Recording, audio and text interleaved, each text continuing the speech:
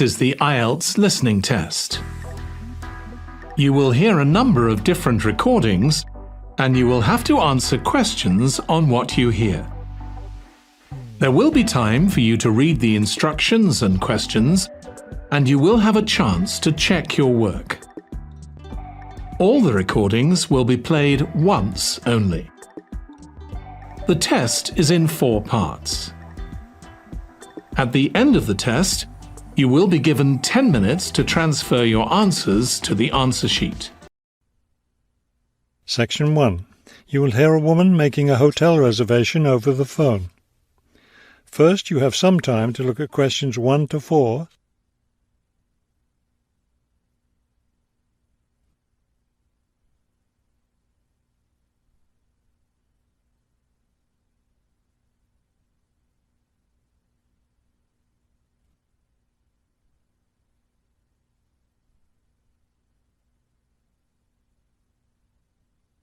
Now we shall begin. You should answer the questions as you listen, because you will not hear the recording a second time. Listen carefully and answer questions 1 to 4. Good afternoon, Grandview Hotel. Yes, hello. I'm planning to spend a few days in your city next week, and I'd like to, make a reservation. Of course. When did you want to stay here? Next week, Wednesday night and Thursday night. So that's February 13th and 14th. Yes, that's right. And how many guests will there be? Just me. So, do you have a room available? Yes, we do. I'll just need to take some of your information. May I have your name, please? Oh, right, yes. It's Roxanne Wilson. Wilson. Thank you, Miss Wilson. And may I have your credit card number? It's 233-618-9872. 9872. Got it. All right, Miss Wilson. I have your reservation confirmed. Can I help you with anything else?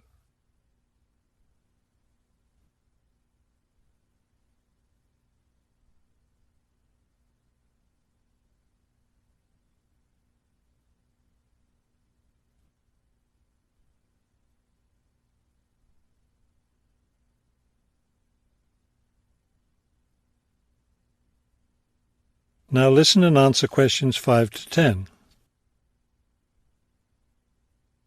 Well, yes, I was wondering, since I'll have a couple of free hours Friday morning before I leave, is there anything interesting to see close to the hotel? Do you like museums? The art museum's very close by. I love museums, but not art. Can't stand it. I've heard your city has a very interesting science museum, though. Yes, but unfortunately it's closed in the winter. Are you interested in shopping? Sure, I love shopping. Are there any good stores nearby? Yes, we have a large shopping mall just 2 bus stops away.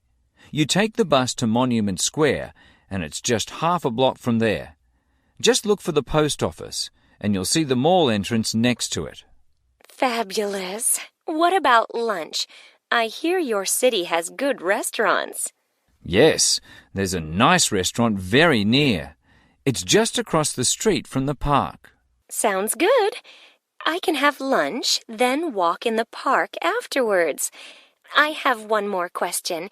What's the best way to get to the hotel from the airport? Subway is the fastest, of course. There are buses, but they're quite slow. I'll be arriving quite late, after 10 p.m.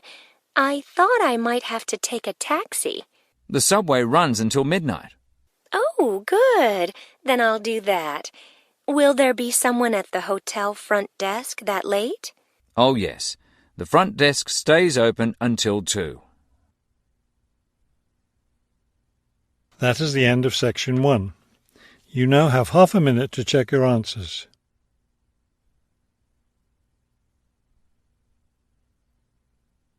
Section 2. You will hear a tour leader giving information about a bus tour. First, you have some time to look at questions 11 to 15.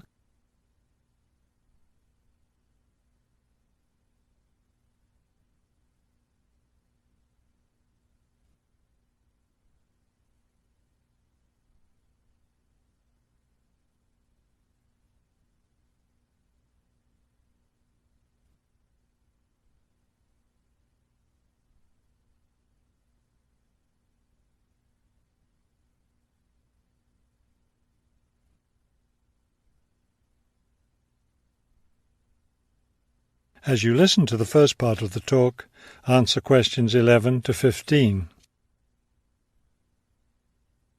Thank you for choosing City Tours. The reason so many people choose our tours when visiting this city is because you can design your tour to suit your own interests. Your all-day pass entitles you to board our bus at any stop and stay as long as you like at each place. The all-day bus pass costs $18 for adults. Children between the ages of 5 and 12 pay half the adult fare, and children under 5 ride for free. Our buses run every hour on the half hour, starting at 8:30 a.m. Our most popular tour is the Centre City Tour, which goes to all the major attractions in the centre of the city. From the starting point here at the tour bus office, the bus goes to the first stop, Hill Park. As you may guess, this park is located at the top of a small hill. The next stop is the fishing docks. Following that, the bus goes on to the third stop, Bay Bridge, located at the foot of the bridge which crosses the bay. The fourth stop is in the shopping district. Then the fifth and last stop is at Green Street.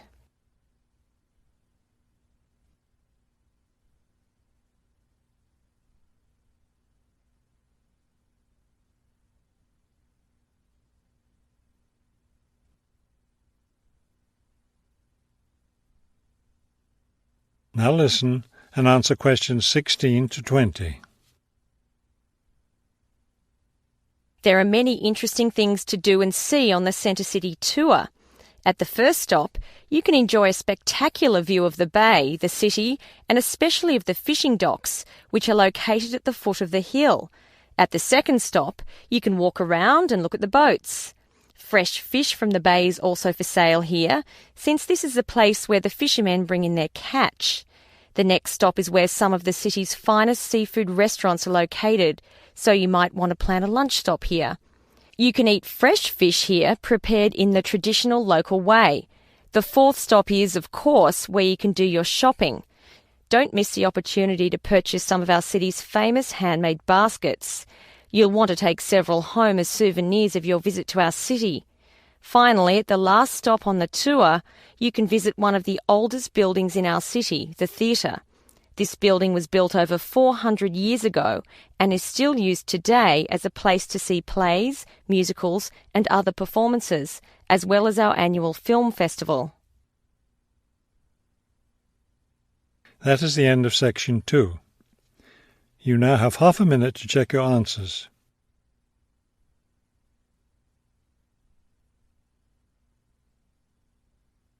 Section 3. You will hear a conversation between two students planning a research project. First, you have some time to look at questions 21 to 23.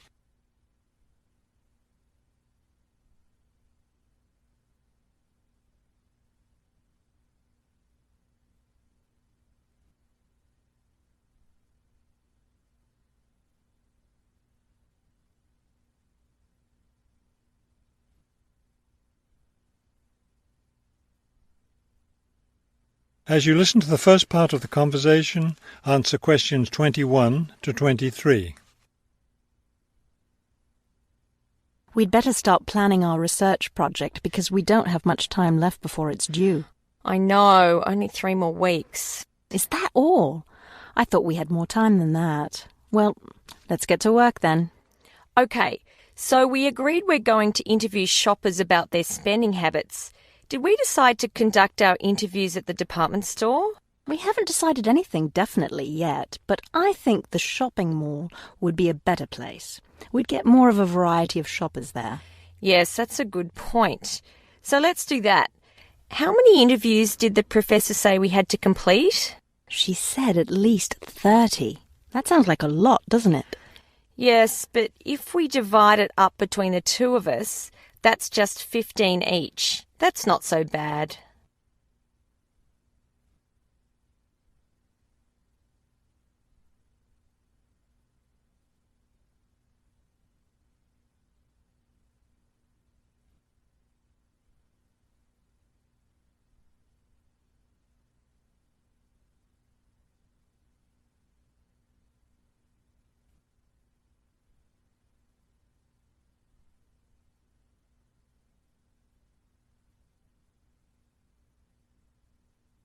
Now listen and answer questions 24 to 30.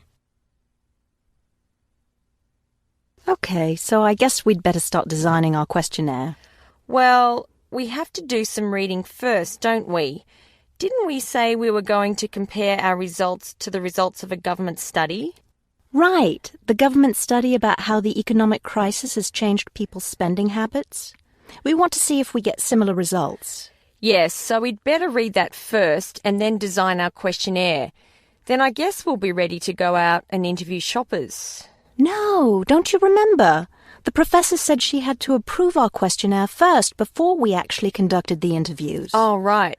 So we'll get her approval and then conduct the interviews. I think a Saturday would be the best day for the interviews because everyone's out shopping then. Right. We'll do it on a Saturday then. And let's also plan to get together the next day to analyse the results. It's best to do that while everything's fresh in our minds, don't you think? Sure, that sounds like a good idea. OK, so then we're going to have to present our results to the class. Do you have any ideas for that?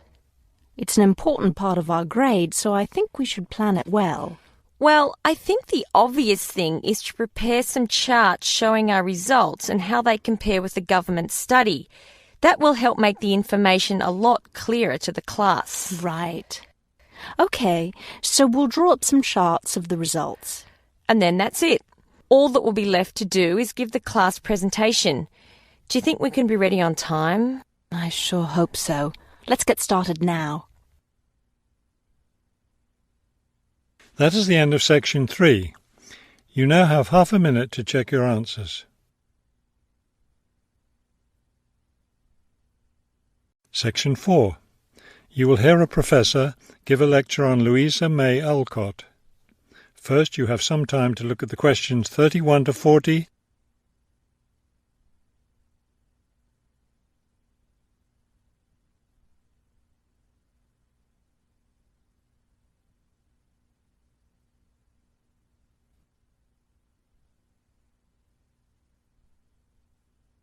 Now listen carefully and complete the timeline in questions 31 to 40. Good afternoon. Today I'd like to continue our discussion of the lives of prominent American writers by talking about Louisa May Alcott, one of the best-known 19th century writers. Alcott is known for her moralistic girls' novels, but she was a much more serious individual than those novels might lead one to believe. She was born in 1832, the daughter of Bronson Alcott, who was one of the founders of the Transcendentalist movement. Bronson Alcott was a philosopher, but not a provider, and the family lived close to poverty. From an early age, Louisa was determined to find a way to improve her family's economic situation. As a teenager, she worked to support her family by taking on a variety of low-paying jobs, including teacher, seamstress, and household servant. Alcott also started writing when she was young. She wrote her first novel when she was just 17 years old, although it wasn't published until many years after her death. It was called The Inheritance. In 1861, the Civil War broke out. Alcott worked as a volunteer, sewing uniforms and bandages for soldiers. The following year, she enlisted as an Army nurse. She spent the war years in Washington, nursing wounded soldiers at a military hospital. While working at the hospital, she wrote many letters to her family at home in Massachusetts. After the war, she turned the letters into a book, which was published under the title Hospital Sketches. She also wrote numerous romantic stories, which she sold to magazines. Around this same time, she was offered the opportunity to travel to Europe as the companion to an invalid. When she returned home from Europe in 1866, she found her family still in financial difficulty and in need of money, so she went back to writing. Her big break came in 1868, with the publication of her first novel for girls, Little Women. The novel achieved instant success, and the public wanted more. From then on, Alcott supported herself and her family by writing novels for girls. It wasn't the writing she had dreamed of doing, but it earned her a good income. Alcott took care of her family for the rest of her life. In 1878, her youngest sister May got married. A year later, May died after giving birth to a daughter. Louisa Alcott raised her sister's orphaned child. In 1882, Bronson Alcott suffered a stroke. Soon after that, Louisa Alcott set up a house for him, her niece, her sister Anna, and Anna's 2 sons in Boston. Her mother was no longer living by this time. Alcott was still writing novels for girls, including 2 sequels to Little Women, Little Men and Joe's Boys. The latter was published in 1886. Louisa Alcott had suffered poor health ever since she contracted typhoid fever while working as a war nurse. She died in March of 1888, at the age of 55. She was buried in Concord, Massachusetts. That is the end of section 4. You now have half a minute to check your answers.